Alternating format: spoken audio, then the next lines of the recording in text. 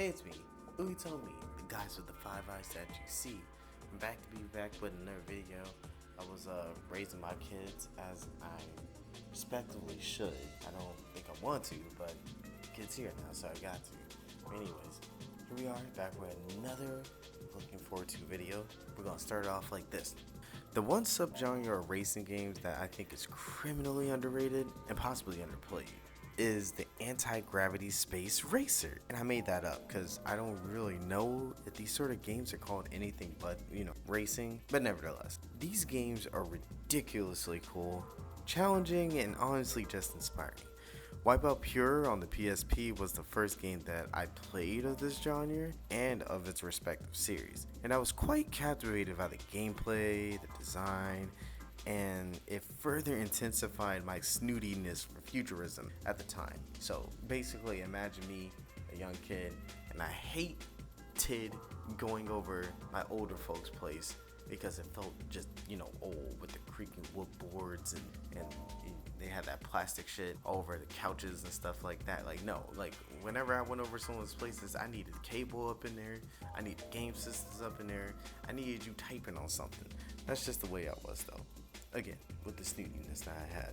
And this is also during the Fruitiger Aero era, so there were a lot of us people that still have like chrome hearts and chrome feelings for things. We just wanted the future to be here now, and now that it is, I wish the future would go back to being the future, and I want to go back to the past. And I put crazy hours in that game, and way more hours than I did Mario Kart Double Dash, which is like the Mount Rushmore of racing games for a lot of people.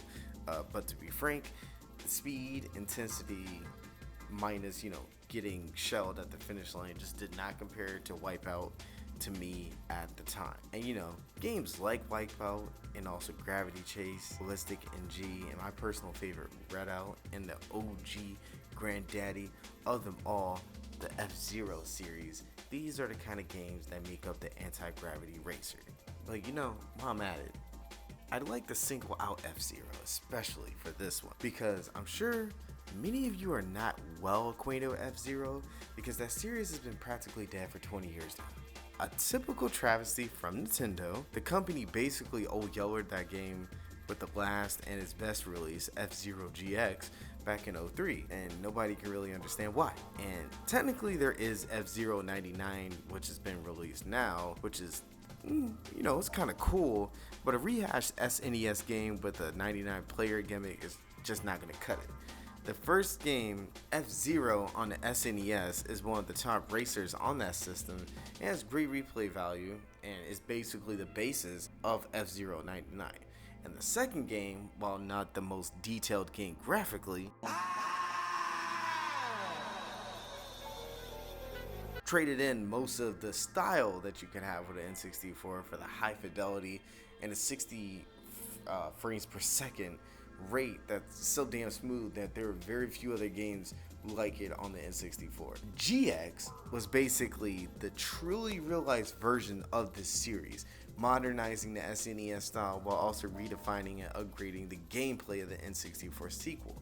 The futuristic style, the unusually deep roster of characters, the soundtracks that'll make you slap your mama. Hey mama, what the hell you want? Launch! This series was really the bee's knees for Nintendo, and the fact that Captain Falcon is pound for pound the best fighter, in my opinion, in Smash also adds more to the confusion to me of why we haven't gotten a new title yet. Maybe it's cause that anime they tried to push on Foxbox went wood, or maybe they got completely lazy. I couldn't even say completely lazy correctly. That's how lazy they got. Who knows? I have a feeling Nintendo will eventually relent and make a new title, but likely only out of desperation when they finally run out of ideas for Mario and Zelda and release a mid that forces them to reinvent. But until then, I introduce to you a new game coming soon that will continue the speedy spirit of the F-Zero series called Aero GPX. Now, this game is being solo developed by Aaron McDevitt. I hope I said that correctly.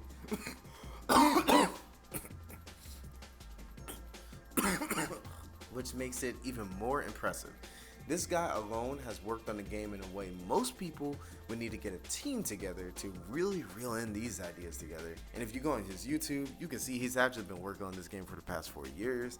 And this is just one of the reasons I love highlighting these kind of creators. Making a game is a long, arduous process, but once it's finished, you can proudly say that you created an interaction fully unique to whatever came out of your ideas and dream.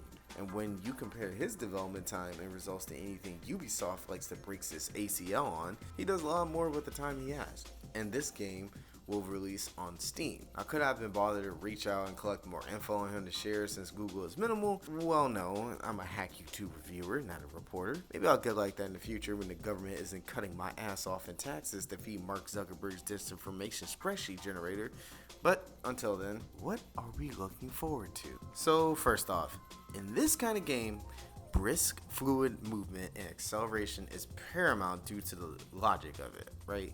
If you're piloting a GDP destroying spaceship floating a foot off the ground, then you need to be able to start flying fast and turning and tricking even faster than you move. And I really like how he's handled, the handles of the machines. You can really tell that the controls are responsive and there's this very smooth move. The machines feel like they're going very fast, but at an appropriate speed, but you still have a few seconds to gauge what's in front of you. The speed boosts look like they've been balanced enough, but what I'm really looking forward to testing is how each ship handles horizontally. Since these games, the mechanics don't have wheels, you often have abilities that let you shift to the side and make very hard cuts, drifts, and turns and whatnot. And that was probably my biggest weakness in past Wipeout games in F-Zero, because being used to like Gran Turismo, I'm more used to having more grounded controls that aren't as I would say, quick. So I'm anticipating testing my mettle on these tracks. One particular aspect of gameplay that he's really focused on though is the ability to spin, attack other racers, and the gliding function. The spin attack is a great a great addition that helps give the game more of an identity, because though it's a simple action, F-Zero doesn't have that function at all besides, like a shoulder check, I'm guessing? Yeah, basically. Other racers with combat mechanics, they usually tend to trend towards the having weapons and items, spears to attack with, but who knows, he may include something else like that in the future. But the spin attack does give it a certain look that you're not going to see in the other anti-gravity racers. So, it's a very simple but effective way of separating itself from the pack. And the way he implemented the gliding though, chef's kiss. Just look at the way that you can take to the air and gain speed and just float all around. And he also has it to where in some tracks, not some tracks, but probably in most of the tracks, where you can use the gliding function to give yourself more of an advantage on the track over your opponents, probably gaining more speed or probably using it as a shortcut to, circumvent certain obstacles and whatnot on the track and everything like that. So the gliding function is as much of a function of the race as is the general racing. So again, using a function that in most other games like Wipeout and whatnot will be something you would kind of cheese with, that is the game, which basically is going to make this feel different than anything else you've ever had before. That's what she said. No, actually that's what he would say, but she would just be like, yeah, right, nigga. But it's $50 extra. I'm a sucker for the gliding in general in games, and this one will probably have one of the fastest gliding features in gaming, but along with that also means this will become another challenge to your mobility in races. So I can't wait to see how it controls and how it can be used to give you advantages in races. Now the style of this game is also undeniable too. In my opinion, you can never go wrong with the almighty cell shade as the aesthetic style for your game. It practically is a timeless feature. Just look at games like Jet Set Radio Future, Killer 7, Okami, Beautiful Joe. Some of those games, practically all those games almost are over 20 years old and still look amazing. And they also function very well if you play them today. This game is an artistic masterpiece full of vivid color and also very nice detail and animation. I just like how sharp and bright everything is.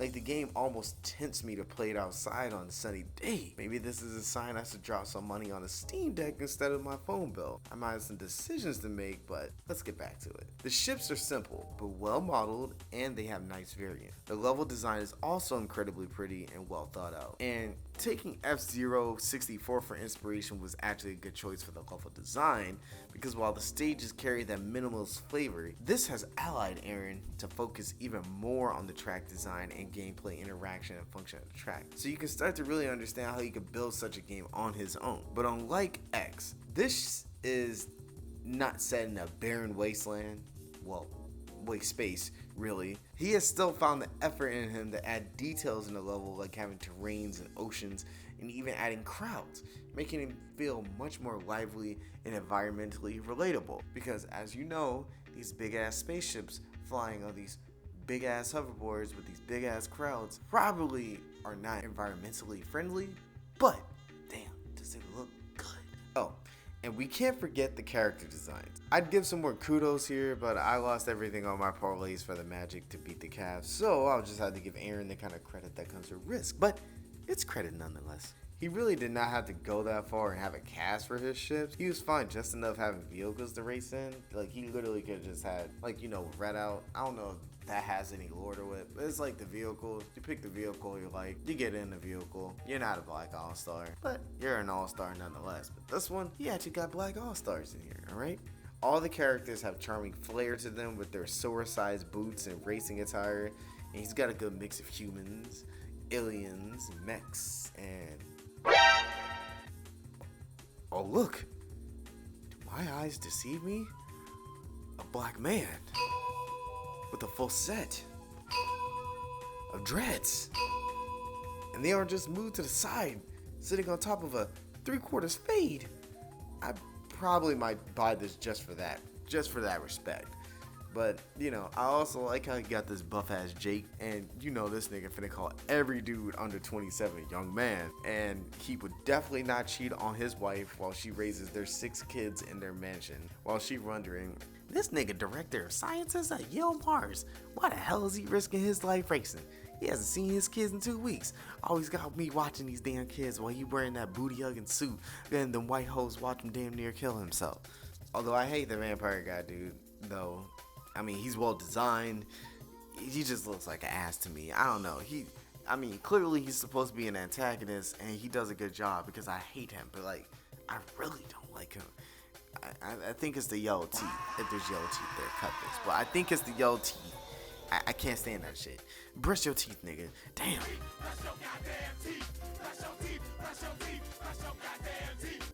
Overall, this is going to be a great small studio cop for you in the near future. It looks like an amazing party game, and like most games with potential, what you see now should only be the icing on the cake. I'm excited to see what Aaron does with this game post-launch, because he's got an absolute banger in the making on his hands. It's good gameplay, good design, good characters, and great feel. All you can really ask your dev when it comes to making a great gaming product. The release date is unknown as of yet, as usual, but it can be wishlisted on Steam, so go do that right now. Sign up if you don't have Steam right now. I don't care.